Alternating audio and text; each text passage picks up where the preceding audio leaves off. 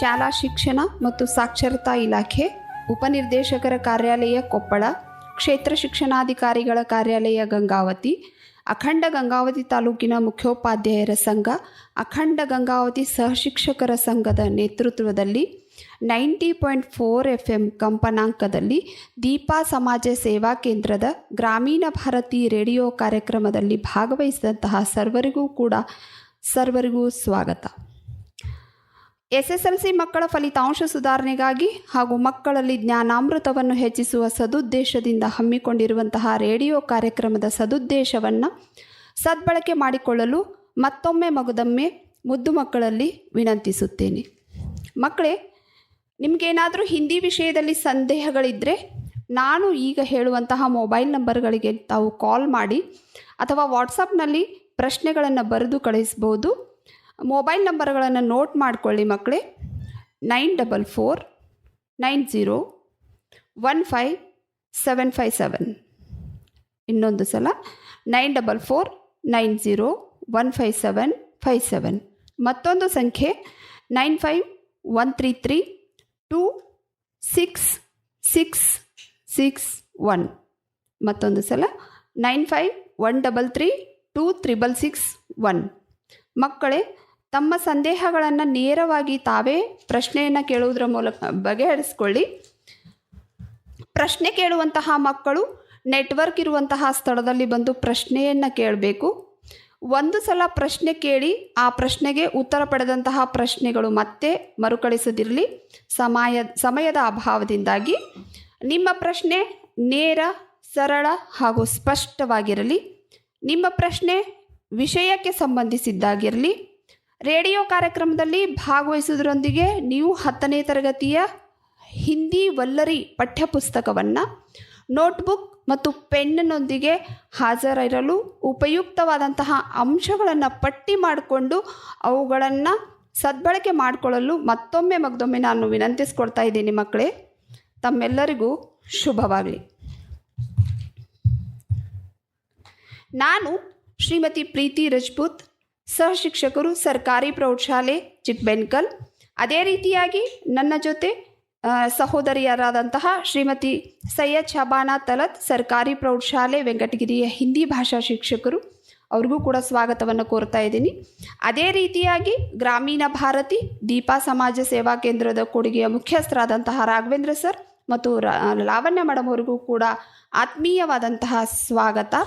ಅದೇ ರೀತಿಯಾಗಿ ಈ ಕಾರ್ಯಕ್ರಮದಲ್ಲಿ ಭಾಗವಹಿಸಿದಂತಹ ಎಲ್ಲ ಶಿಕ್ಷಕ ಬಳಗಕ್ಕೂ ನನ್ನ ಮುದ್ದು ವಿದ್ಯಾರ್ಥಿಗಳಿಗೂ ಕೂಡ ನಾನು ಸ್ವಾಗತವನ್ನು ಕೋರ್ತಾ ಇದ್ದೀನಿ. ಹಿಂದೂಸ್ತಾನ್ ಕಿ ಶಾನ್ ಹೇ ಹಿಂದಿ, ಹರ್ ಹಿಂದೂಸ್ತಾನ್ ಕಿ ಪಹಚಾನ್ ಹೇ ಹಿಂದಿ, एकता की अनुपम परंपरा है हिंदी, हर दिल का अरमान है हिंदी. हिंदी दिवस की शुभकामनाओं के साथ साथ तृतीय भाषा हिंदी में 10वीं कक्षा के छात्रों को अनुकूल हो ऐसे विचारों पर हम आज विचार विनिमय करेंगे. बच्चों, मैं आज आप लोगों को एक बात कहना चाहती हूँ. एक छात्र के लिए शिक्षा बहुत ही शक्तिशाली हथियार है, जिसका उपयोग आप दुनिया को बदलने के साथ साथ अपने आप में बदलावट ला सकेंगे. शिक्षा का जड़ जो होता है कड़वी, पर उसका फल मीठा होता है. उस मीठे भविष्य को पाने के लिए छात्रों को 3 चीज़ों की आवश्यकता होती है. वही इच्छा, आस्था और उम्मीदें. बच्चों, छात्र जीवन में प्राथमिक और माध्यमिक स्तर बहुत ही महत्वपूर्ण होते हैं, जो उच्च शिक्षा पाने के लिए आधार या नींव माने जाते हैं. प्रत्येक छात्र 10 वर्षीय औपचारिक शिक्षा के उपरांत निर्धारित किए गए अनुभव के साथ साथ उत्तम अंक पाने के साथ भविष्य का निर्माण करता है और करना भी चाहिए. यही आशा रखते हुए आज का मैं इस रेडियो पाठ का कार्यक्रम प्रारंभ कर रही हूँ. बच्चों, आज शिक्षा के क्षेत्र में अनेक क्रांतिकारी परिवर्तन हो रहे हैं. विज्ञान एवं तकनीक में प्रयोग के साथ साथ बच्चे आज आप ढेर सारे विषय वस्तु सरल रूप से प्राप्त करते हैं. आप सब लोग बहुत ही अदृष्टशाली बच्चे हैं. तो पहले आपका आज जो है हम पहले संकलनात्मक परीक्षा के बारे में आप लोगों को परीक्षा के हिंदी विषय के बारे में जानकारी देंगे। तो परीक्षा या प्रश्न पत्र देखकर आप लोग कभी कभी हैरान हो जाते हैं। बच्चों, हैरान होने की कोई भी ज़रूरत नहीं है, क्योंकि पहले आज हम आपको प्रश्न पत्र नमूना का परिचय देंगे। उसके बाद उसी के साथ साथ लेखन कला की वृद्धि के बारे में मैं आप लोगों को बताऊंगी। उसके साथ साथ आलोचनात्मक सोच बढ़ाव कैसे लाए इसके बारे में, अध्ययन में मन लगाना, कंठस्थ करने की पद्धति को छोड़कर ज्ञानामृत को अपनाना ही इस कार्यक्रम का मुख्य उद्देश्य है। बच्चों, इन सब विषयों को हम दृष्टिकोण में रखकर जो संकलनात्मक मूल्यमापन 2024 सितंबर में शुरू हो रहे हैं, उनके अनुकूल के लिए प्रश्न पत्र नमूना और पाठ्यपुस्तक भाग 1 के प्रमुख प्रश्नों के बारे में आज मैं आप लोगों को जानकारी दे रही हूँ। जब आप प्रश्न पत्र को देखते हैं तो बच्चों, पहला प्रश्न जो होता है आपको वस्तुनिष्ठ प्रश्न रहता है। जो पहला प्रश्न जो वस्तुनिष्ठ प्रश्न में 8 प्रश्न होते हैं और 8 अंक होते हैं। 8 प्रश्न कौन कौन से विषय पर पूछे जाते हैं? ये जो पूरे हैं 8 के 8 प्रश्न व्याकरण पर निर्धारित होते हैं। पहला प्रश्न जो है लिंग पर आधारित होता है। जैसे लिंगों में लिंग बदलावट के बारे में कुछ प्रश्न पूछे जाते हैं। लिंग बदलावट के कुछ प्रश्न ऐसे होते हैं, जैसे आप लोगों को मालूम है मोर मोरनी, आदमी औरत, मालिक मालकिन, श्रीमान श्रीमती, कवि कवयित्री, भाई बहन, मयूर मयूरी, माता पिता, ऐसे कुछ प्रश्न जो हैं आपको पूछे जाते हैं। उसके बाद दूसरा प्रश्न जो आपको वचन पर होता है, जैसे वचन बदलिए। एक वचन से आपको बहुवचन में उसको क्या करना है, बदलना है। वस्तुनिष्ठ प्रश्न में आपको 4 विकल्प दिए जाते हैं, उनमें से 2 विकल्प गलत होते हैं और एक विकल्प जो है थोड़ा थोड़ा सही लगता है। फिर भी आपको क्या करना है, कंफ्यूज नहीं होना है, सही विकल्प को चुनकर लिखना है। अगर आप सही विकल्प को चुनकर लिखते हैं तो एक प्रश्न के लिए आप 1 अंक प्राप्त करते हैं बच्चों। उसके बाद दूसरा जो आता है वचन पर आधारित प्रश्न। वचन में जो है एक वचन और बहुवचन में, जैसे आप लोगों को मालूम है पैसा पैसे, नदियाँ नदी नदियाँ, कहानी कहानियाँ, बच्चा बच्चे, फल फल, कपड़ा कपड़े, घर घर, ऐसे कुछ प्रश्न यहाँ पर पूछे जाते हैं बच्चों। तीसरा प्रश्न जो यहाँ पूछा जाता है विलोम शब्द। एक शब्द रहता है, उस शब्द के लिए ठीक उसी शब्द का विलोम अर्थ देने वाले शब्दों का प्रयोग आपको देखना है। जैसे आप लोगों को मालूम है अच्छा, इस शब्द का विलोम शब्द है बुरा, सत्य का असत्य, धर्म का अधर्म, सुगुण का निर्गुण, सुंदर का कुरूप, उचित अनुचित, ईमान बेईमान, प्राचीन नवीन, ऐसे कुछ शब्द जो है बार बार प्रश्न पूछे जाते हैं बच्चों। उसके बाद जो है प्रथम प्रेरणार्थक शब्द, जो यहाँ प्रथम प्रेरणार्थक शब्द जो यहाँ दिया जाता है, जैसे मूल धातु जो है आपको दी जाती है, जैसे पढ़ना पढ़ाना, चलना चलाना, उसी प्रकार के कुछ उड़ना उड़ाना, खिलना खिलाना, देना दिलाना, मिलना मिलाना, ऐसे जो शब्द हैं यहाँ पर दिए जाते हैं बच्चों। उसके बाद कुछ ऐसे प्रश्न जो होते हैं लेखन चिन्ह पर आधारित प्रश्न होते हैं। बार बार जो है लेखन चिन्ह में प्रश्न सूचक चिन्ह और विराम चिन्ह, पूर्ण विराम चिन्ह में पूर्ण विराम, बार बार यही पूछे जाते हैं बच्चों। जो 9 लेखन चिन्ह है, अल्प विराम, अर्ध विराम, पूर्ण विराम, प्रश्न चिन्ह, योजक चिन्ह, जो आपके टेक्स्ट बुक में 120 पेज पर है, 120 पेज पर जो है वहाँ पर दिए गए हैं, उसी के आधार पर एक प्रश्न पूछा जाता है, वहाँ आप लोग 1 अंक प्राप्त कर सकते हैं। देखिए कितना सरल है। आप बिना पाठ्य पुस्तक को पढ़े बिना आप लोग 8 के 8 अंक को यहाँ प्राप्त कर रहे हैं बच्चों। इसलिए क्या करना है, थोड़ी आपकी प्रैक्टिस की ज़रूरत है। अगर आप बार बार विषय को पढ़ते हैं, पढ़े हुए विषय का मनन करते हैं, मनन करने के बाद अगर आप लिखते हैं तो बच्चे क्या होता है, उस प्रश्न का उत्तर जो है आप सरल रूप से प्राप्त कर सकते हैं। उसके बाद जो है संधि का एक प्रश्न रहता है बच्चों। बार बार जो परीक्षा में हम लोग देखते हैं प्रश्न पत्रों को, तो देखते हैं दीर्घ संधि, गुण संधि, यन संधि, वृद्धि संधि के आधार पर ही ज़्यादा से ज़्यादा प्रश्न पूछे जाते हैं। जैसे बहुत बार हमने उदाहरणों को देखा है, सहानुभूति हो, देवालय हो, रविंद्र हो, पुस्तकालय हो, राजेश, गणेश जैसे बहुत सारे प्रश्न जो हैं पूछे जाते हैं। एकैक, सदैव, परमौषध, उन प्रश्नों के बारे में, संधि के बारे में आगे के दिनों में आप लोगों को और एक विशेष रूप से लिया जाएगा। उसके बाद समास के लिए एक प्रश्न आता है। समास के लिए एक प्रश्न जो है 1 अंक का प्रश्न और 1 अंक यहाँ पर आपको मिलता है। उसमें द्वंद्व समास, तत्पुरुष समास, द्विगु समास, बहुव्रीहि समास, ज़्यादा से ज़्यादा इन्हीं पर प्रश्न बार बार पूछे गए हैं बच्चों। इनके बारे में आप लोगों को जानकारी लेनी है।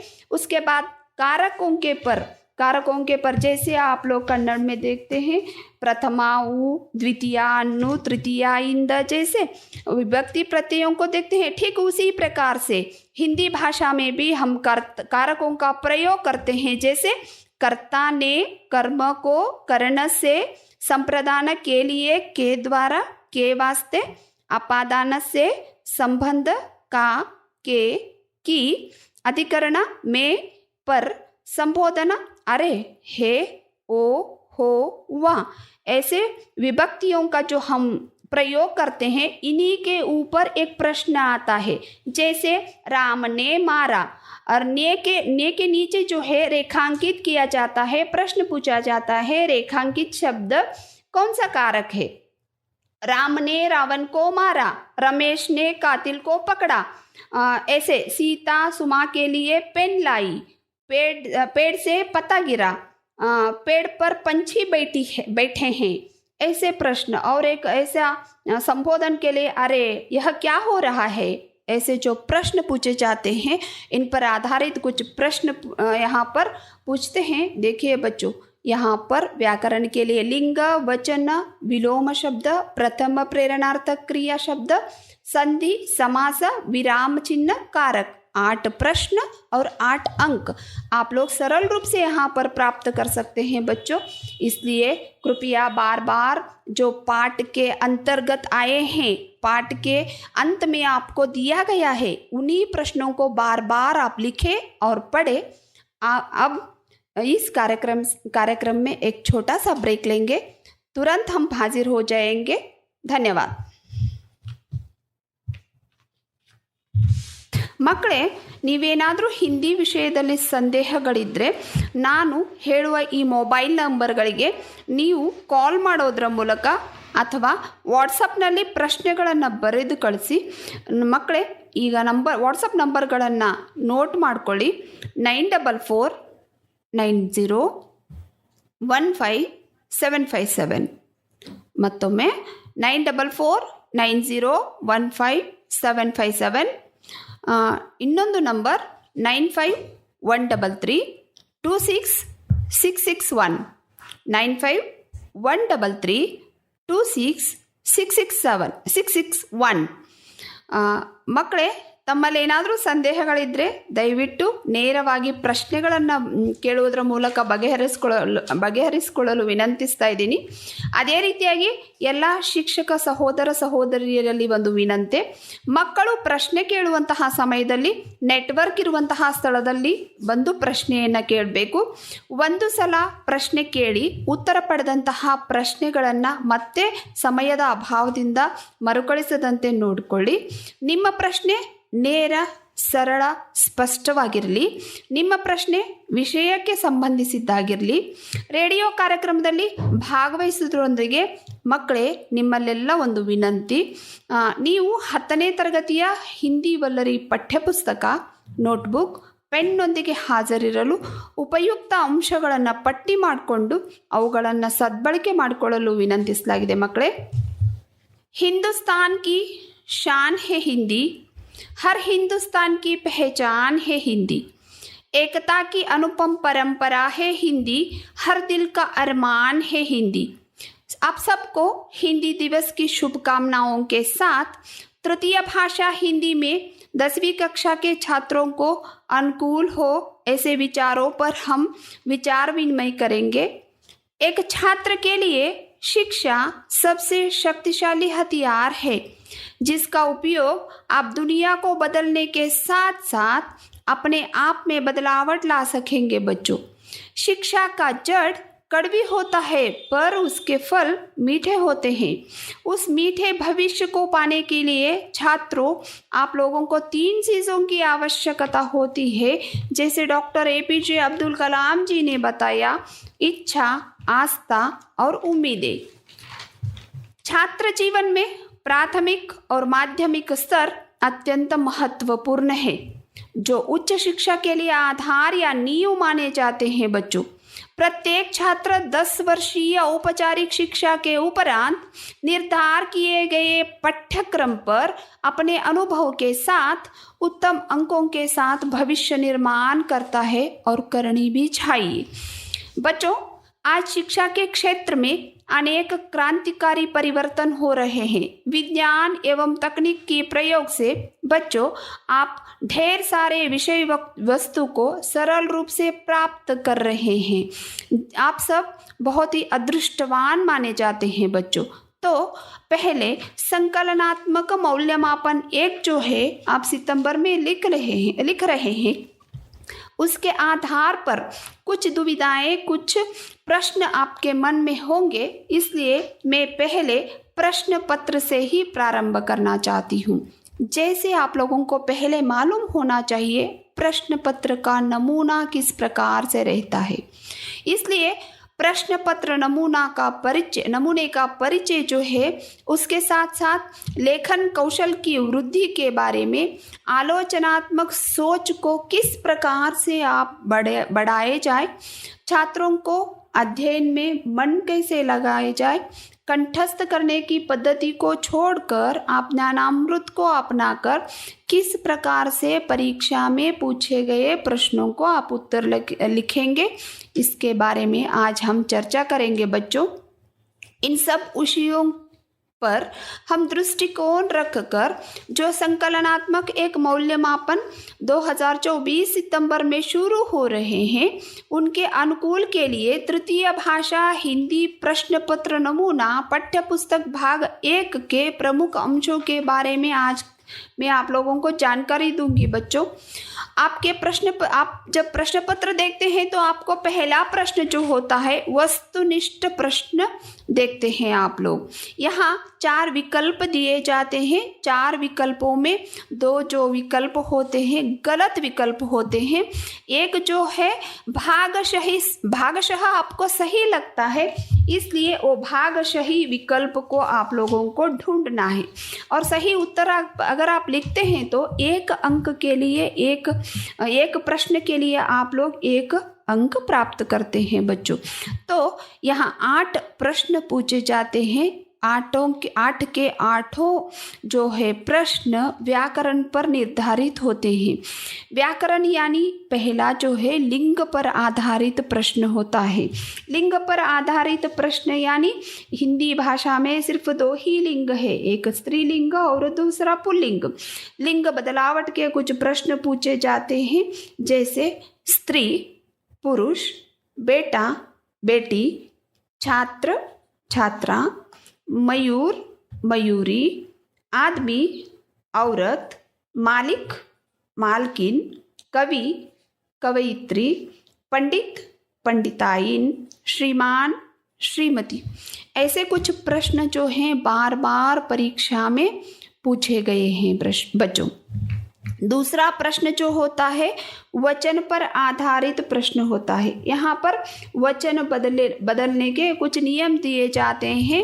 वचन बदलने के नियमों के साथ साथ यहाँ पर जो है विषय वस्तु को दिया जाता है। वचन आपको बदलना है, एक वचन से बहुवचन में आपको क्या करना है बच्चों, बदलना है। तो यहाँ पर कुछ ऐसे प्रश्न आते हैं जैसे नदी, नदियाँ, पैसा, पैसे, किताब, किताबें, और कुछ बच्चा, बच्चे, कपड़ा, कपड़े, फल, फल, घर, घर। ऐसे प्रश्न भी यहाँ पर पूछे जाते हैं। यहाँ और एक प्रश्न यहाँ पर बच्चों पूछा जाता है विलोम शब्द का प्रश्न। यहाँ विलोम शब्द यानी एक शब्द दिया जाता है, उसका विलोम अर्थ देने वाले शब्द का यहाँ पर आपको लिखने की ज़रूरत है। जैसे अच्छा, बुरा, सफल, असफल, सजीव, निर्जीव, अपना, पराया, ईमान, बेईमान, उचित, अनुचित, प्रिय, अप्रिय, स्वदेश, विदेश, आगे, पीछे, उत्तीर्ण, अनुत्तीर्ण। ऐसे प्रश्न भी यहाँ पर पूछे जाते हैं। उसके साथ साथ चौथा प्रश्न जो यहाँ पर पूछा जाता है प्रेरणार्थक क्रिया के बारे में यहाँ प्रश्न दिया जाता है। जैसे प्रेरणार्थक क्रिया यानी आप लोगों को मालूम है बच्चों, लिखना, यहाँ मूल क्रिया जो है दी जाती है, आपको प्रथम प्रेरणार्थक क्रिया को ढूंढना है। यहाँ 4 विकल्प आपको दिए जाते हैं, लिखना, लिखाना, पढ़ना, पढ़ाना, चढ़ना, चढ़ाना, चलना, चलाना। ऐसे ही कुछ प्रश्न देना, दिलाना, मिलना, मिलाना। ऐसे प्रश्न जो है यहाँ पर पूछे जाते हैं। उसके बाद जो है संधि के आधार पर एक प्रश्न पूछा जाता है।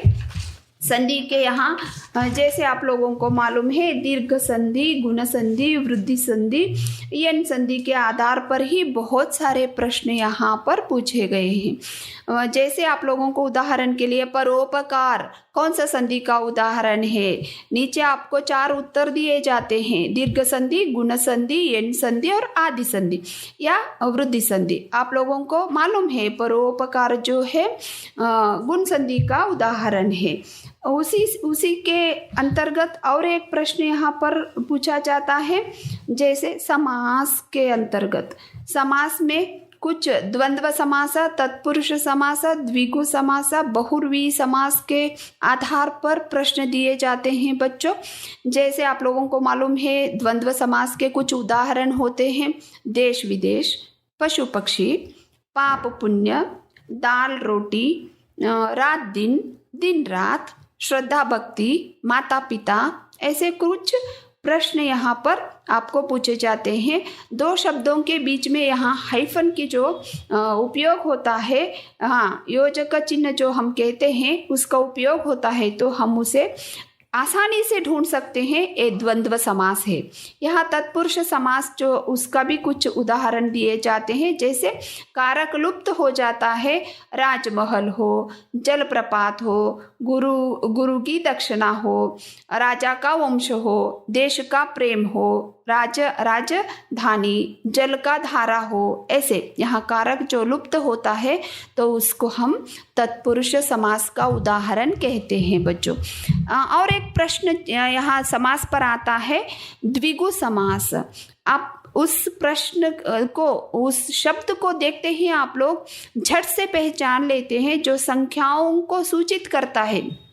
जैसे चौमासा, त्रिवेणी, त्रिधारा, त्रिदेव, पंचवटी, दोपहर जैसे शब्द जो है यहाँ पर समास के उदाहरण के रूप में, द्विगु समास के उदाहरण के रूप में संख्याओं सूचक यहाँ उपयोग होता है। उसके बाद बहुव्रीहि समास के बारे में आप लोगों को मालूम है।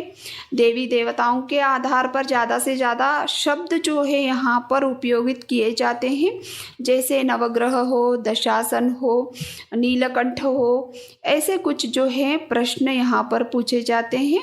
और अव्ययी भाव समास में भी यहाँ पूर्व शब्द पर यानी भरपेट, जैसे आप लोग देखते हैं एक अव्यय लगाते हैं, उसका एक उदाहरण आप लोगों को मैंने बताया भरपेट, ऐसे ही उदाहरण यहाँ पर आप लोगों को पूछे जाते हैं। उसके बाद और एक आता है विराम चिन्ह। विराम चिन्ह यानी आपके टेक्स्ट बुक में 120 पेज पर विराम चिन्हों को दिए गए हैं। 9 विराम चिन्ह वहाँ पर दिए गए हैं, जैसे अल्प विराम, अर्ध विराम, पूर्ण विराम, प्रश्न चिन्ह, भाव सूचक और योजक चिन्ह। उनमें से अल्प विराम, पूर्ण विराम, प्रश्न चिन्ह और भाव सूचक बार बार पूछे गए 4 विराम चिन्हों के बारे में आप लोग जानकारी ले लीजिए बच्चों। और एक प्रश्न यहाँ पर आता है कारकों के बारे में। जैसे आप लोगों को कन्नड़ भाषा में पढ़ते समय आप लोगों ने प्रत्ययों का उपयोग के बारे में जाना होगा। जैसे कर्ताने ಅಂದರೆ ನೀವು ಪ್ರತ್ಯಯಗಳನ್ನು ಓದಬೇಕಾದ್ರೆ ಮಕ್ಕಳೇ ನಿಮಗೆಲ್ರಿಗೂ ಗೊತ್ತಿದೆ, ಪ್ರಥಮ ಉ, ದ್ವಿತೀಯ ಅನ್ನು, ತೃತೀಯ ಇಂದ, ಚತುರ್ಥಿಗೆ ಹೀಗೆ ಅಕ್ಕೆ ಅಂತ ಹೇಳ್ತಿರಲ್ಲ, ಅದೇ ತರಹದಾಗಿ ಹಿಂದಿ ಭಾಷೆಯಲ್ಲೂ ಕೂಡ ನಾವು कारकದ ವಿಭಕ್ತಿಗಳನ್ನು ಉಪಯೋಗ ಮಾಡ್ತೀವಿ। जैसे हम कारकों का यहाँ पर उपयोग करते हैं बच्चों। यहाँ कर्ता के लिए ने, कर्म को, करण से, संप्रदान के लिए के द्वारा, के वास्ते, अपादान से, संबंध का, के, की, अधिकरण में, पर, संबोधन के लिए अरे, हे, ओ, हो, वाह जैसे शब्दों का उपयोग करते हैं, हम विभक्तियों का उपयोग करते हैं। तो आपको एक उदाहरण दिया जाता है परीक्षा में, एक वाक्य दिया जाता है बच्चों। जैसे राम ने मारा, ने को रेखांकित किया जाता है, आपको नीचे प्रश्न पूछा जाता है रेखांकित शब्द जो है व्याकरण की दृष्टि से कौन सा कारक है। तो आप लोग लिख सकते हैं, 4 आपको विकल्प दिए जाते हैं, जैसे कर्ता, कर्म, करण, संबंध कारक। तो आप लोगों को मालूम है कर्ता ने आया है तो वो कर्ता का उदाहरण है, इसलिए आप सही उत्तर विकल्प के ऑप्शन के साथ, यानी अगर आपको ऑप्शन अ, आ, ई दिया जाता है, नहीं तो ए, बी, सी, डी दिया जाता है, तो ऑप्शन के साथ साथ आपको उसका सही उत्तर लिखना है। सही उत्तर लिखते समय आप लोगों को जो पेपर प्रेजेंटेशन जो होता है उसके बारे में भी आप लोगों को हम आगे के जो रेडियो कार्यक्रमों में बताते जाएंगे बच्चों। इसलिए आप लोग बार बार अगर निरंतर प्रयत्न करते हैं, बार बार अगर आप कोशिश करते हैं, तो आप लोगों को इस जो 8 प्रश्न के 8 अंक बहुत ही सरल रूप से आप लोग प्राप्त करते हैं। उसी के साथ साथ यहाँ दूसरा प्रश्न जो आता है अनुरूपता के प्रश्न। अनुरूपता के प्रश्नों में बच्चों आपको थोड़ा ध्यान से पढ़ने की आवश्यकता होती है। यहाँ 4 प्रश्न पूछे जाते हैं अनुरूपता में। अनुरूपता में आप लोगों को मालूम है 4 प्रश्नों में 3 प्रश्न जो है गद्य के आधार पर पूछे जाते हैं और 1 प्रश्न जो होता है पद्य के आधार पर पूछा जाता है। यह संकलनात्मक मूल्यमापन की दृष्टि से अगर हम देखते हैं तो गद्य भाग में मेरा बचपन, कश्मीरी सेब, गिल्लू और इंटरनेट क्रांति जो पाठ है बहुत ही प्रमुख माने जाते हैं। बार बार इन पाठों पर अनुरूपता के प्रश्न पूछे गए हैं। जैसे आप लोगों को मालूम है, जैसे अगर हम देखते हैं कश्मीरी सेब में बहुत सारे अनुरूपता के यहाँ उदाहरण भी हम देखते हैं। केला पीला रंग का है तो सेब डैश करके दिया जाता है, आपको गुलाबी कहकर लिखना है। सेब फल है तो गाजर सब्जी है, ऐसे कपड़ा नापते हैं तो टोमेटो को तोलते हैं। इस प्रकार से आप लोग लिख सकते हैं। और इंटरनेट क्रांति पर भी प्रश्न पूछे जाते हैं। उसके साथ साथ गिल्लू और मेरा बचपन, इन पाठों के अंतर्गत आप लोग कुछ प्रश्नों को, जो पाठ के अंतर्गत आए हुए प्रश्नों को आप लोग ध्यान से पढ़ लीजिए बच्चों। उसके साथ साथ और एक यहाँ प्रश्न आपको बार बार पूछा जाता है दोहों में, हिंदी भाषा के दोहे में एक ऐसे प्रश्न जो है अनुरूपता के अंतर्गत पूछा जाता है। उसके बाद जो है तीसरा प्रश्न यहाँ पर आता है एक अंक के प्रश्न। एक अंक के 4 प्रश्न दिए जाते हैं और 4 उत्तर आपको यहाँ पर लेने हैं। यहाँ पद्य के और गद्य के प्रश्न जो है यहाँ पर 2-2 प्रश्न आते हैं, इसलिए आप लोगों को ध्यान से गद्य और पद्य के बारे में जानकारी लेकर चलनी है बच्चों। और चौथा जो प्रश्न होता है यहाँ पर अति लघु उत्तर वाले प्रश्न यहाँ पर पूछे जाते हैं। अति लघु उत्तर के जो प्रश्न होते हैं 8 प्रश्न होते हैं। 8 प्रश्नों में जो है 2 अंक दिए जाते हैं। 8 यानी आपको यहाँ इस भाग पर 16 अंक प्राप्त हो सकते हैं। इसलिए आप लोगों को क्या है, कम से कम 4 वाक्यों को यहाँ पर लिखने की ज़रूरत होती है। यहाँ पर गद्य के आधार पर 5 प्रश्न पूछे जाते हैं। यहाँ पर गद्य के आधार पर 4 से 5 प्रश्न यहाँ पर पूछे जाते हैं। पद्य भाग पर 2 प्रश्न पूछे जाते हैं। और यहाँ पर पूरक वाचन जो अपठित गद्यांश आप लोग देखते हैं, जो आपके पाठ्य पुस्तक भाग में 3 पूरक वाचनों को दिया गया है। शनि सबसे सुंदर ग्रह, सत्य की महिमा, नागरिक के कर्तव्य। लेकिन इस संकलनात्मक परीक्षा में सिर्फ शनि सबसे सुंदर ग्रह का और सत्य की महिमा के आधार पर जो प्रश्न संख्या जो होती है क्वेश्चन नंबर 23 एंड 24, देखिए आपकी वार्षिक परीक्षा हो या संकलनात्मक परीक्षा हो, प्रश्न संख्या यही आएगी। इसलिए आप लोग देखिए, अगर क्वेश्चन नंबर 23 एंड 24 को आप देखते हैं तो वो अपठित गद्यांश के आधार पर ही एक प्रश्न होता है। यहाँ पर पूरे हिंदी भाषा के प्रश्न पत्र में अगर कोई ऑप्शन रहता है प्रश्न के लिए तो वो सिर्फ पाठ्यपुस्तक ये अपठित गद्यांश में ही आता है। इसलिए शनि सबसे सुंदर ग्रह में जो दिए गए कुछ प्रश्न होते हैं उनको आप लोग बार बार प्रैक्टिस कर लीजिए बच्चों। शनि सबसे सुंदर ग्रह में बहुत ही छोटे छोटे प्रश्न पाठ के अंतर्गत पाठ के अंत में ये दिए गए हैं। जैसे आप लोगों को मालूम है सौरमंडल का सबसे बड़ा ग्रह कौन सा है। सौरमंडल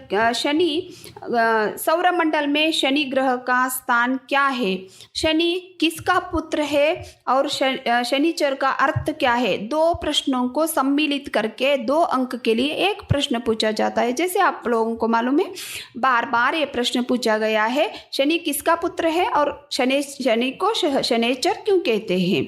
आप लोगों को मालूम है इस प्रश्न का उत्तर जो है आपको ठीक प्रकार से लिखना है।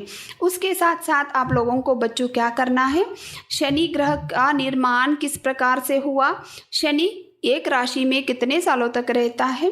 उसके बाद और एक प्रश्न पूछा गया था, शनि ग्रह को ठंडा ग्रह क्यों कहते हैं। उस समय जब हम मूल्यमापन जाते हैं तो बहुत सारे बच्चे शनि ग्रह पर 150 डिग्री सेंटीग्रेड की तापमान होती है, इसलिए शनि ग्रह को ठंडा ग्रह कहते हैं, लिखे थे। उस प्रश्न के उत्तर के लिए हम अंक नहीं देख सकते हैं क्योंकि वहाँ पर -150 डिग्री लिखना है। माइनस यानी शून्य के नीचे अगर 150 डिग्री आप लिखते हैं तो उत्तर जो है पूरा का पूरा गलत हो जाएगा। इसलिए उन चिन्हों के बारे में या शून्य के बारे में बच्चों आपको ध्यान लेना है। उत्तरों को लिखते समय जागरूक होकर आपको उत्तर अगर आप लिखते हैं तो यहाँ पर आप लोग अंक प्राप्त कर सकते हैं। गद्य के आधार पर भी 5 प्रश्न यहाँ पर पूछे जाते हैं बच्चों। 2 अंक के लिए जो है कश्मीरी सेब, गिल्लू, मेरा बचपन, बसंत की सच्चाई या इंटरनेट क्रांति और ईमानदारों के सम्मेलन में, इन पाठों पर 2 अंक के 5 प्रश्न जो है गद्य के आधारित पूछे जाते हैं।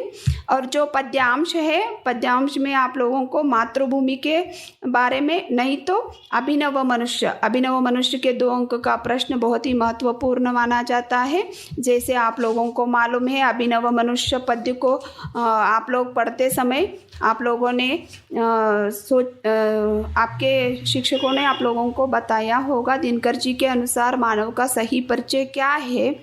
प्रकृति पर सर्वत्र है विजयी पुरुष आसीन। इस पंक्ति का आशय बताइए या समझाइए। ऐसे प्रश्न बार बार पूछे गए हैं बच्चों। इसलिए आप लोगों को क्या करना है, 2 अंक के प्रश्नों के उत्तर लिखते समय बार बार क्या करना है, आपको उत्तरों को लिखकर प्रैक्टिस करना है। उन उत्तरों को बार बार लिखकर प्रैक्टिस करते हैं तो बच्चों आप लोग यहाँ 16 अंकों को प्राप्त कर सकते हैं। जैसे मैंने आप लोगों को बताया, पहले प्रश्न में 8 अंक, दूसरे प्रश्न में 4 अंक, तीसरे प्रश्न में 4 अंक और चौथे प्रश्न में 16 अंक। इतने अंक आप सरल रूप से प्राप्त कर सकते हैं। जैसे हमने आप लोगों को अभी सूचना दी, उसी प्रकार से आप पढ़ाई करेंगे। ऐसे दृढ़ विश्वास के साथ अभी हमारे कार्यक्रम में एक छोटा सा विराम लेंगे। जल्द ही हाजिर होंगे। धन्यवाद।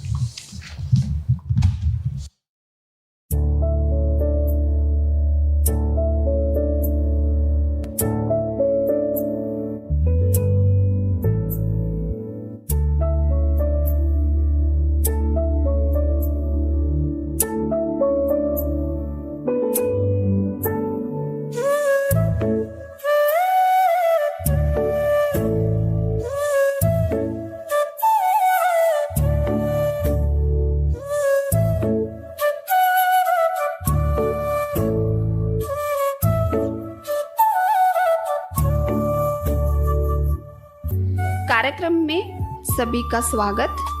बच्चों अब नेक्स्ट जो प्रश्न आते हैं, 3 अंक के प्रश्न आते हैं। अगर आप स्कोर करना चाहते हैं तो ये प्रश्न बहुत ही महत्वपूर्ण माने जाते हैं बच्चों। इसलिए यहाँ पर 9 प्रश्न यहाँ पर पूछे जाते हैं। इसलिए आप लोगों को ध्यान से उत्तर लिखने की ज़रूरत होती है। यहाँ पर जो है ये लघु उत्तर वाले प्रश्न होते हैं, यानी आप लोगों को पद्य से 3, गद्य से 5 और अनुवाद का एक प्रश्न यहाँ पर आता है। उसी के साथ साथ यहाँ गद्य भाग पर आपको ध्यान से अगर आप जानकारी लेना चाहते हैं, आपको कुछ प्रश्नों की, कुछ पाठों की तैयारी करनी होगी। गद्य में कश्मीरी सेब, अभिनव मनुष्य, कश्मीरी सेब, गिल्लू, मेरा बचपन, इंटरनेट क्रांति और ईमानदारों के सम्मेलन में पाठ पर आप लोगों को जानकारी लेनी पड़ेगी। उसके साथ जो यहाँ पद्य के आधार पर एक मातृभूमि का प्रश्न हर साल जो बार बार पूछा जाता है, प्राकृतिक सौंदर्य, हाँ, और एक जो है मातृभूमि के जो अंतर्गत स्वरूप आता है, स्वरूप को सुशोभित करना है, उसके बारे में आप लोगों को सही रूप से देखकर 2 प्रश्नों में 1 प्रश्न हर साल गारंटी पूछा जाता है। इसलिए उसके साथ आप लोगों को अभिनव मनुष्य में 1 प्रश्न पूछा जा सकता है। यहाँ तुलसी के दोहे में 5 दोहों में 1 दोहा जो है भावार्थ के लिए पूछा जाता है। जैसे आप लोगों को मालूम है, भावार्थ जो लेखन के लिए ऊपर आपको दोहा दिया जाता है, उसी को देखकर आपको दोहे का भावार्थ लिखने की ज़रूरत होती है।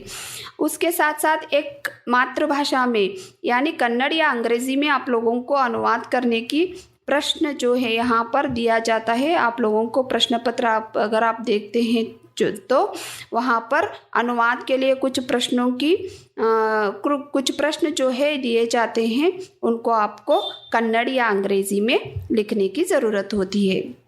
उसके बाद और एक प्रश्न पूछा जाता है जो दीर्घ उत्तर वाले एक प्रश्न होता है। वो बसंत की सच्चाई पाठ पर ज़्यादा से ज़्यादातर पूछा जाता है। बसंत एक ईमानदार लड़का है कैसे, राजकिशोर के मानवीय गुणों का परिचय दीजिए। कुछ ऐसे प्रश्न जो है बार बार पूछे गए हैं, उन प्रश्नों पर आप लोग ज़्यादा से ज़्यादा ध्यान दें। उसके बाद और एक प्रश्न यहाँ पर आता है 4 अंक के लिए, पद्य लेखन के अंतर्गत संकलनात्मक एक की दृष्टि से दोहा 5 दोहों में एक दोहा जो है आप लोगों को लिखने की ज़रूरत होती है। और एक प्रश्न यहाँ पर दिया जाता है गद्यांश लेखन। एक गद्यांश को आपको दिए जाते हैं, उसके आधार पर ही आप लोगों को क्या करना है, नीचे प्रश्न पूछे जाते हैं।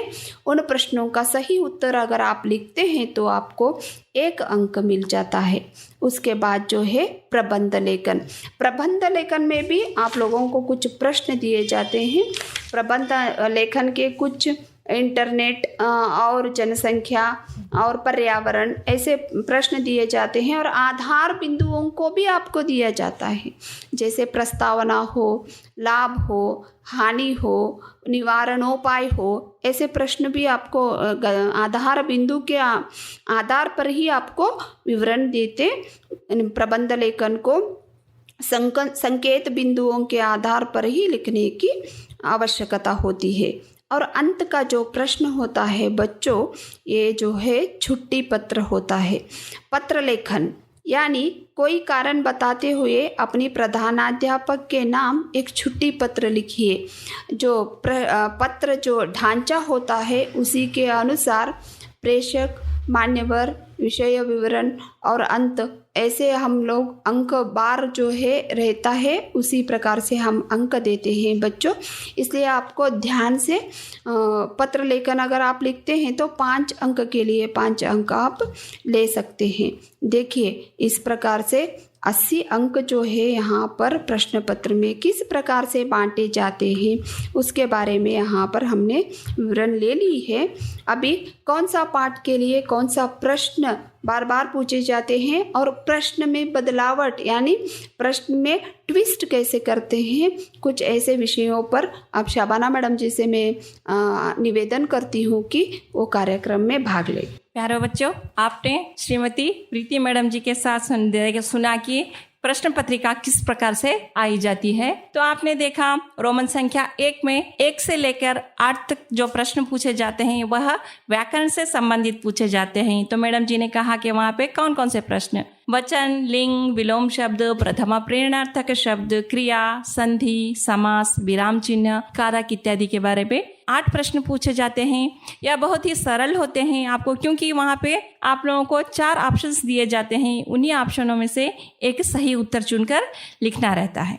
दूसरा प्रश्न आता है रोमन संख्या 2, जहाँ पे प्रश्न संख्या 1 नहीं पूछी जाती, वहाँ पे 9, 10, 11 और 12 पूछी जाती है। यह आप लोगों को ध्यान में रखना है, क्योंकि सभी छात्र क्या करते हैं, रोमन संख्या 1 डालने के बाद 1, 2, 3, 4, 5, 6, 7, 8 डालते हैं। जब रोमन संख्या 2 डालते हैं तो प्रश्न संख्या 1 डाल देते हैं। वैसा नहीं करना है। जिस प्रकार प्रश्न पत्रिका में आप लोगों को संख्या दी जाती है उसी प्रकार आप लोगों को डालना है। यह आप लोगों को याद रखना चाहिए कि रोमन संख्या जब 2 प्रारंभ होता है तो वहाँ पर प्रश्न संख्या 9, 10, 11 और 12 4 प्रश्न अनुरूपता से संबंधित यहाँ पे पूछे जाते हैं। उसी प्रकार जब हम रोमन संख्या 3 को जाते हैं तो वहाँ पे आपको 1 अंक वाले क्या, क्यों, कब, इस प्रकार से 1 वाक्य वाले प्रश्न 4 पूछे जाते हैं। प्रश्न संख्या 13, 14, 15 और 16।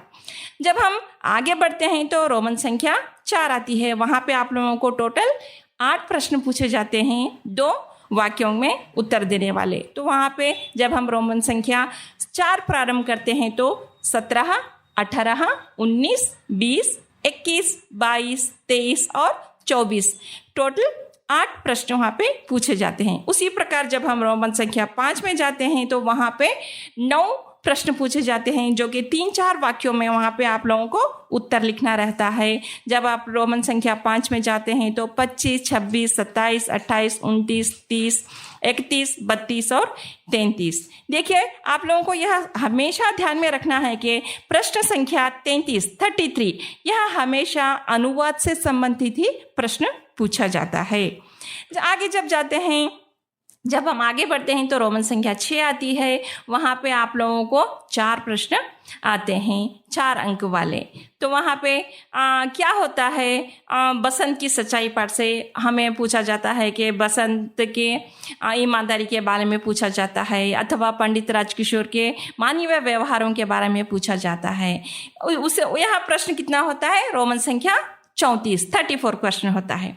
उसके बाद पद्य कंठस्थ। देखिए हर एक बच्चे को, हर एक शिक्षक को यहाँ कन्फ्यूजन में है कि क्योंकि हमेशा कंठस्थ पद्य से हमें कोशिश करने वालों की हार नहीं होती, यह पद्य से पूछा जाता है। लेकिन जब यहाँ पे क्या किया गया है, कर्नाटक परीक्षा मंडली वाले एक ये मॉडल क्वेश्चन पेपर छोड़े हैं, वहाँ पे उन्होंने क्या किया है कि यहाँ पर हम पद्य जब कंठस्थ पूछते हैं तो हमें हिंदी वल्लरी पार्ट 1 में कोशिश करने वालों की हार नहीं होती नहीं है, इसलिए बच्चे कंफ्यूजन में रहते हैं कि पढ़ना है या नहीं पढ़ना है। तो यहाँ पे कहा गया है कि पहला पद्य जो है मातृभूमि, वह पद्य हरे भरे हैं खेत सुहाने, वह पद्य में भी पूछा जाएगा बोल के कहा गया है। उसी प्रकार से 4 अंक का एक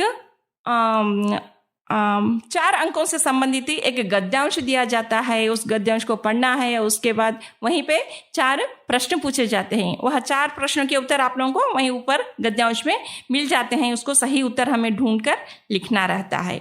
नेक्स्ट वन आता है रोमन संख्या 8 37 प्रश्न निबंध लेखन। वहाँ पे आप लोगों को संकेत बिंदु दिए जाते हैं, उन संकेत बिंदुओं के आधार पर हो सकता है इंटरनेट क्रांति और जनसंख्या की समस्या, इस प्रकार के प्रश्न ज़्यादा से ज़्यादा 99% यही प्रश्न पूछे जाएंगे। क्योंकि इंटरनेट क्रांति यह पाठ कैसा है, आप लोगों को निबंध लेखन में भी आएगा, अगर डायरेक्ट प्रश्न पूछा जाएगा तो वह भी आएगा, तो इसलिए आप लोगों को ज़्यादा ध्यान से इंटरनेट क्रांति पाठ को पढ़ना है। और अंत में 9वां रोमन संख्या है जिसमें 38वां प्रश्न है पत्र लेखन। यहाँ पे पत्र लेखन किससे संबंधित आएगा, छुट्टी पत्र ही ज़्यादातर आएगा, अथवा आएगा। यहाँ पे अथवा आने से आप लोगों को ज़्यादातर छात्र आप लोग छुट्टी पत्र पे ही ज़्यादा ध्यान दीजिए।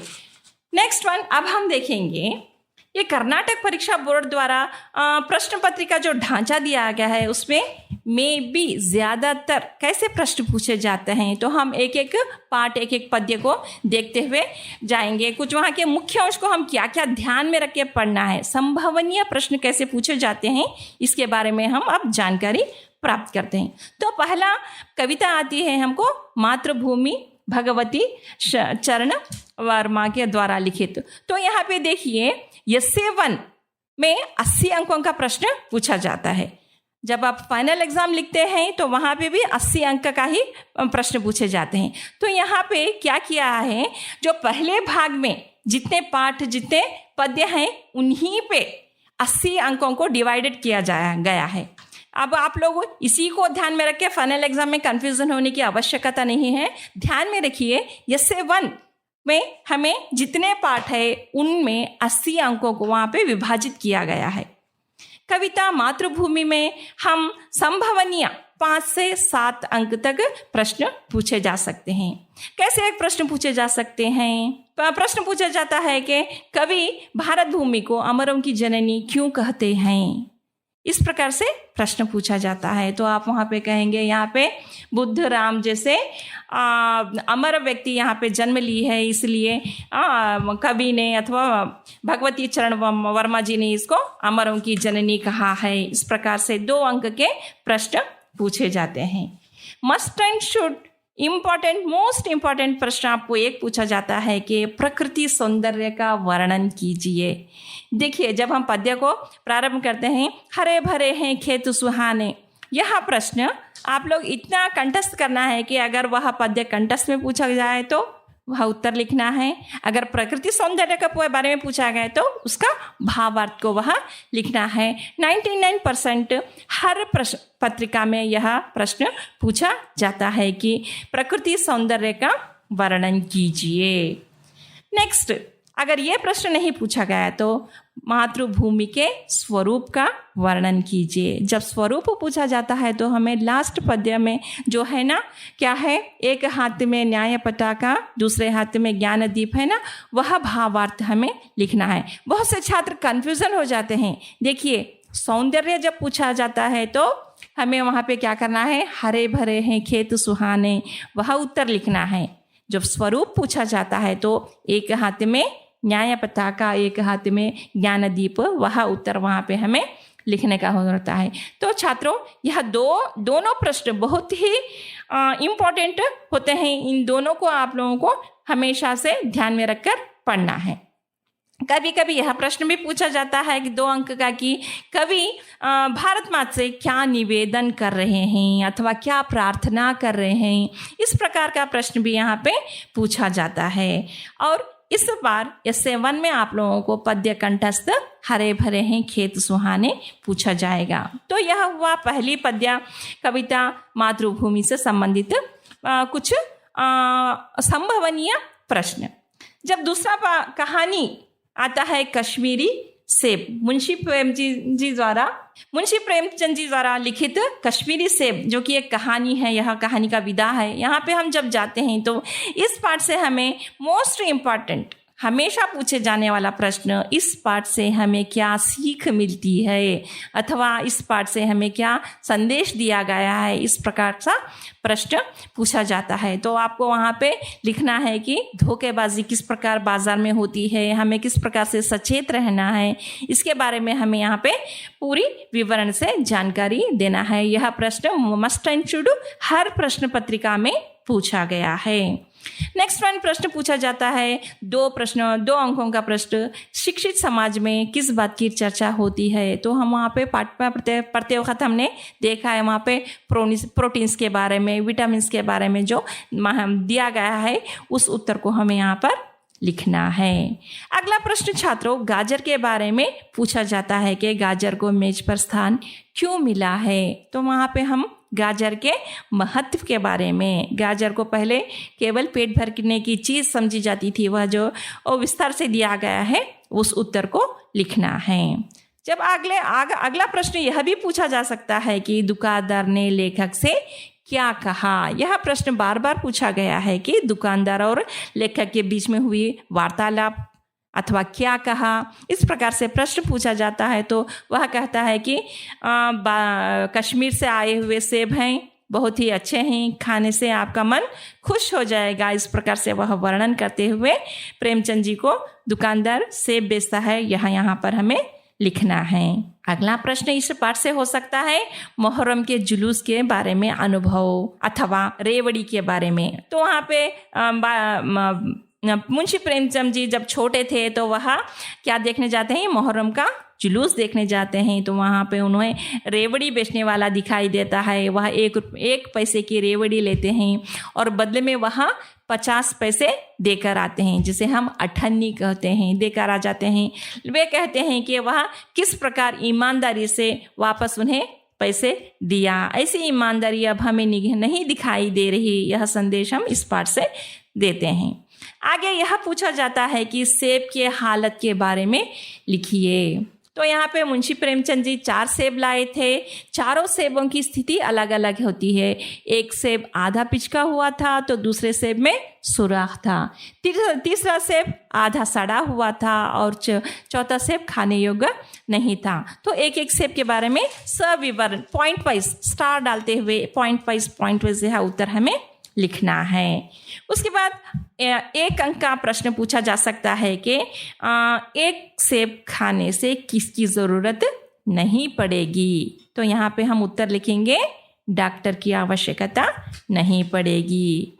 और एक प्रश्न पूछा जा सकता है आम के स्वाद के बारे में। तो वहाँ पे विवरण से बताया गया है आम और सेब स्वाद में कम नहीं है, तो आगे पीछे भी नहीं है, अब दोनों समान रूप से है, स्वाद और रस के हिसाब से बोल के बताया गया। अगला पाठ आता है महादेवी वर्मा द्वारा रचित रेखा चित्र गिल्लू। तो यहाँ पे गिल्लू में आप लोगों को 2 अंक का प्रश्न पूछा जाता है। कौवे को विचित्र पक्षी क्यों कहा गया है।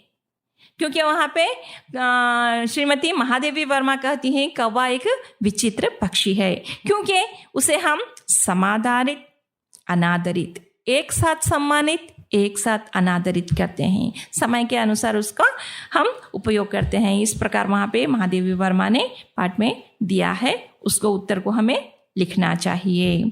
आगे लेखिका ने गिल्लू के प्राण कैसे बचाए, 2 अंक का अथवा 3 अंक का यह प्रश्न भी पूछा जा सकता है।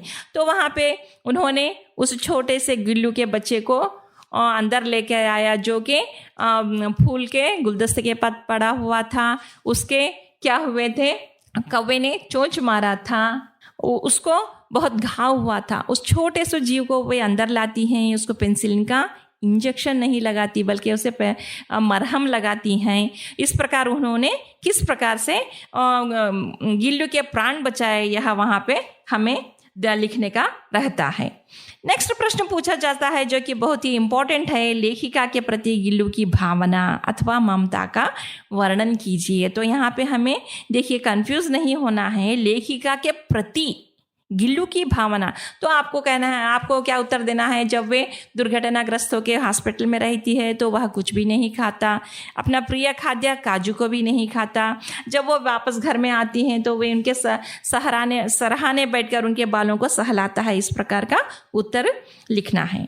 अगला प्रश्न पूछा जाता है, गिल्लू के अंतिम दिनों के बारे में महादेवी वर्मा जी ने क्या कहा है, पूछा जाता है। अथवा वर्मा जी के ममता का वर्णन कीजिए। तो वो किस प्रकार उसे समीप बिठाकर खाना सिखाती हैं, वह किस प्रकार उसे प्रेम से रहती है, यह उत्तर आप लोगों को लिखना है। देखिए छात्रों, समय के अभाव के कारण बहुत फास्ट कहा जा रहा है, ध्यानपूर्वक आप सुनना है। नेक्स्ट वन आता है अभिनव मनुष्य, रामधारी सिंह दिनकर द्वारा रचित कविता। यह हमें यहाँ पर मस्ट एंड शुड पूछा जाता है। क्या पूछा जाता है, आधुनिक मानव की भौतिक साधना। अथवा यही प्रश्न आपको ट्विस्ट करके पूछा जाता है कि प्रकृति पर सर्वत्र विजय पुरुष आसीन है, इसका आशय बताइए। तो वहाँ पे आप लोगों को पद्य का आशय जो है वह पूरा आपको ध्यानपूर्वक पढ़ के याद में रखना चाहिए, क्योंकि वहीं पे हमें उत्तर मिल जाते हैं।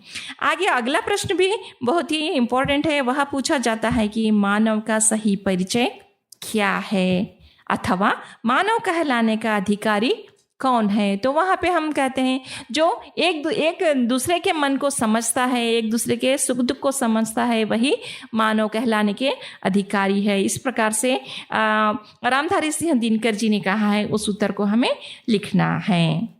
आगे आत्मकथा आती है अब्दुल कलाम द्वारा रचित मेरा बचपन। तो यहाँ पे हमें प्रश्न पूछा जाता है कि अब्दुल कलाम के पिता ज़ैनुल आबिदीन के व्यक्तित्व के बारे में। तो जब हम ज़ैनुल आबिदीन के व्यक्तित्व के बारे में पूछा जाता है तो हमें आडंबरहीन व्यक्ति थे, सभी वस्तुएं थी लेकिन शौक के चीज़ें, आडंबर के चीज़ें कोई नहीं थी। इस प्रकार से वहाँ पे वर्णन किया जाता है। आगे प्रश्न पूछा जाता है कि अब्दुल कलाम का बचपन निश्चिंतता और सादगी से बीता कैसे। यह बहुत ही इम्पोर्टेंट प्रश्न है। वहाँ पर भी हम प्रश्न का उत्तर लिख सकते हैं, क्योंकि उनके पिता आडंबरहीन व्यक्ति थे, परंतु जो भी वस्तुएं घर में चाहिए वह सभी वस्तुएं सरलता से मिलती थीं। इसलिए अब्दुल कलाम का बचपन बहुत ही निश्चिंतता और सादगी से बीता, यह उत्तर वहाँ पे लिखा जाता है। अगला प्रश्न पूछा जाता है, आशिया माँ भोजन में क्या दिया करती थी। तो यहाँ पे आप लोगों को मालूम है, सुगंधित स्वादिष्ट सांबर, केले के पत्ते पर अन्न, चावल, जिसको खाना नहीं कहा जाता, खाना मतलब बूटा माड़ू उदू यह हो जाता है, इसलिए वहाँ पे चावल, स्वादिष्ट सुगंधित सांबर, नारियल की चटनी और अचार, यह उत्तर आप लोगों को लिखना है। अगला प्रश्न, अब जब हम पूछा जाता है कि नमाज के प्रासंगिकता के बारे में ज़ैनुल आबिदीन के क्या विचार हैं। तो वहाँ पे अब्दुल कलाम जब प्रश्न पूछने योग्य हुए थे तो उन्होंने अपने पिता से पूछते थे कि नमाज क्यों पढ़ा जाती है, इसकी प्रासंगिकता क्या है। तो वह सविस्तार बताते हैं कि जब हम नमाज पढ़ते हैं तो हम इस अन्य एक वहाँ पे कोई भेदभाव नहीं होता, इस प्रकार से वर्णन किया गया है। उस नमाज की प्रासंगिकता के बारे में लिखना चाहिए। अगला प्रश्न पूछा जाता है, अहमद जलालुद्दीन का व्यक्तित्व। अहमद जलालुद्दीन कौन है? उनके पिता के साथ काम किए हुए एवं उनकी बहन ज़हरा को विवाह किए गए हैं अहमद जलालुद्दीन, जिन्होंने अब्दुल कलाम को सीमित दायरे से निकाला। वे उनके अंतरंगम मित्र थे, वैज्ञानिक के आविष्कारों की जानकारी देते थे, अंग्रेजी सिखाया, साहित्य और शिक्षा के बारे में शिक्षित समाज के परिचय देते हैं।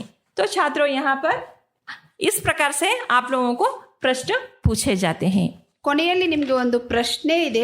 ಗೃಹ ಕಾರ್ಯದ ರೂಪದಲ್ಲಿ, ಮನೆಗೆಲಸದ ರೂಪದಲ್ಲಿ ನಿಮಗೊಂದು ಪ್ರಶ್ನೆಯನ್ನು ಉತ್ತರ ಬರೀಲಿಕ್ಕೆ ಕೊಡ್ತಾ ಇದ್ದೀವಿ. मातृभूमि के प्राकृतिक सौंदर्य का वर्णन कीजिए ಅಥವಾ ಮಾತೃಭೂಮಿ ಕಾ ಸ್ವರೂಪ ಕೈಸೆ ಸುಶೋಭಿತ್ ಹುವಾ ಹೇ ಅನ್ನುವಂತಹ ಒಂದು ಪ್ರಶ್ನೆಗೆ ನೀವು ಎರಡೂ ಪ್ರಶ್ನೆಗಳಿಗೆ ಬರೆದ್ರೆ ಇನ್ನೂ ಒಳ್ಳೆಯದು.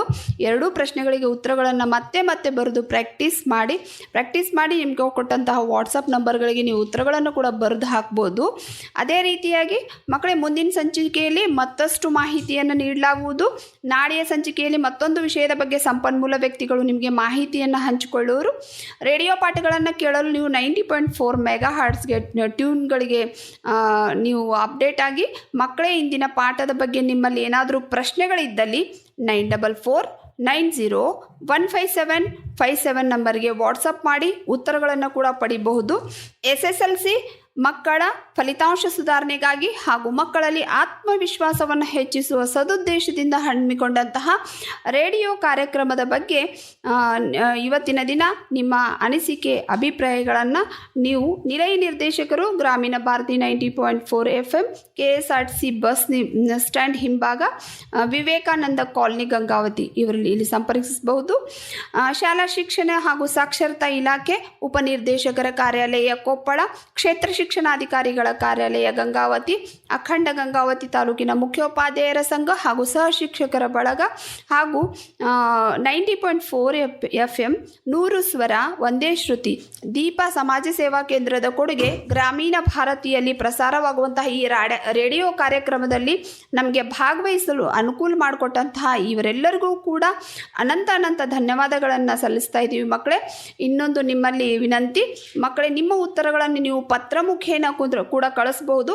ಈಗ ತಾನೇ ನಿಮಗೆ ಹೇಳಿದೆ ನಾನು, ನಿಲಯ ನಿರ್ದೇಶಕರು, Grameena Bharathi 90.4 FM, KSRTC bus stand ಹಿಂಭಾಗ, ವಿವೇಕಾನಂದ ಕಾಲನಿ, ಗಂಗಾವತಿ ಈ ಅಡ್ರೆಸ್ಸಿಗೆ ನಿಮ್ಮ ಪತ್ರಗಳನ್ನು ಕೂಡ ನೀವು ಕಳಿಸ್ಬೋದು. ಮಕ್ಕಳೇ, ನೀವೆಲ್ಲರೂ ಒಳ್ಳೆಯ ಅಭ್ಯಾಸವನ್ನು ಮಾಡಿ ಸತತವಾಗಿ ನಿರಂತರವಾಗಿ ಕಠಿಣ ಪರಿಶ್ರಮದೊಂದಿಗೆ ಮುಂಬರುವಂತಹ ಸಂಕಲನಾತ್ಮಕ ಪರೀಕ್ಷೆಗಳಲ್ಲಿ ಹೆಚ್ಚು ಅಂಕಗಳನ್ನು ಪಡೆಯೋದ್ರ ಜೊತೆಗೆ ಹೆಚ್ಚು ಜ್ಞಾನಾಮೃತವನ್ನು ಕೂಡ ಪಡೆದುಕೊಳ್ತೀರಿ ಅನ್ನುವಂತಹ ದೃಢ ವಿಶ್ವಾಸದಿಂದ ತಮ್ಮೆಲ್ಲರಿಗೂ ಶುಭವಾಗಲಿ ಎಂದು ಹಾರೈಸ್ತಾ ಇದ್ದೀವಿ. ಧನ್ಯವಾದಗಳು.